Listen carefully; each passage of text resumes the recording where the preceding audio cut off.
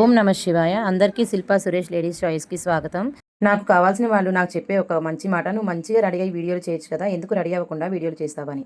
ఈరోజు మీకు చిన్న స్టోరీ చెప్తాను. ఒక తెలివైన అత్త తన ముగ్గురు కోడల్లో ఎవరికి పెత్తనం ఇవ్వాలి అని ఆలోచించినప్పుడు ఒక పోటీ పెట్టింది. ఈ ముగ్గురు కోడలకి 3 గదులు ఇచ్చి ఎవరైతే ఖాళీ లేకుండా నింపుతారో వాళ్ళకి ఇంటి పెత్తనం ఇస్తానని చెప్పింది. అయితే ఈ ముగ్గురు కోడల్లో గబగబా ఒక 2 కోడళ్ళు ఒక గదిని చీరలతోనూ మరొక గదిని నగలతోనూ నింపసాగారు. ఈ విధంగా ఒక వారం రోజులైతే గడువిచ్చింది. ఒక కోడలు మాత్రం ఎటువంటి ఆర్భాటం లేకుండా ఖాళీగా కూర్చుంది. ఇదేంటి మనం ఇంత హడావిడిగా అయితే పనులు చేస్తున్నాము, ఈ కోడలు ఏమీ చేయటం లేదు అని 2 కోడళ్ళు మాట్లాడుకోసాగారు. చివరి సమయం రానే వచ్చింది. అయితే 3 గదులు పరిశీలించిన అత్తగారికి ఒక ఆశ్చర్యపోయే విషయం తెలిసింది. అయితే తెలివైన 3వ కోడలు మాత్రం చిన్న దీపం పెట్టి ఆ గదినంతా వెలుగుతో నింపింది.